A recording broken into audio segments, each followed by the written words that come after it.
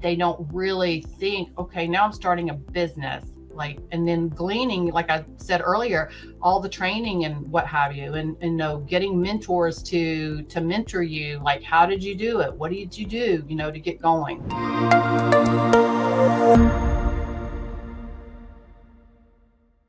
Again, when we jump into the real estate world, many times we're not thinking, I'm starting a business. Many times we come out of the employee mindset, and somebody is always there telling us what to do, when to do it, when to take lunch, all those things, right? And then people come into entrepreneurship, specifically real estate that we're talking about, and they're kind of lost. They don't really think, okay, now I'm starting a business.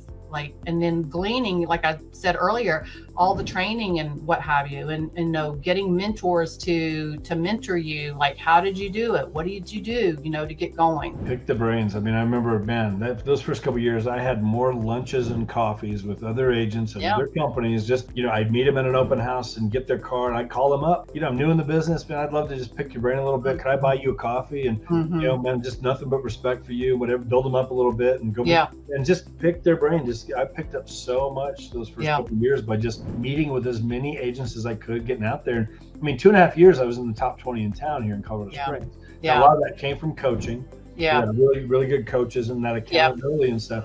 But I think treating it like a business, That's right. I see this a lot. I'm my own boss. I know. So they don't set the alarm. They sleep till 10:30. They get up and they, whatever, have their breakfast and turn on TV, whatever. Oh man, I gotta get going, scrolling through Facebook, whatever. They go to the gym and, it's 1:30, 2 o'clock. Before you're thinking, 4:35, I'm home. You worked on your business in 2 hours? Yeah. This is never going to work for you. That's and right. At big levels, you might pick up a deal here and there. Yeah.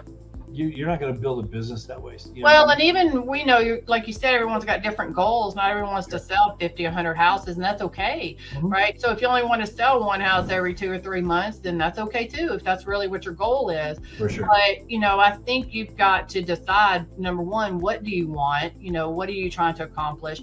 And again, I'm going to go back to what I said to start with. I feel like you've got to have a true passion / desire for this business to really be able to be successful.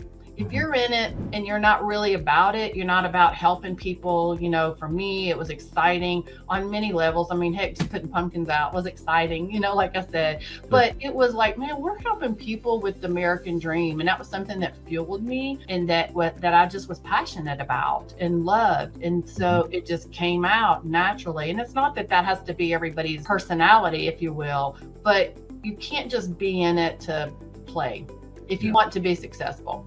Yeah. Well, and be a pro. Because it hurts all the rest of us who are trying to be pros. That's right. That's right.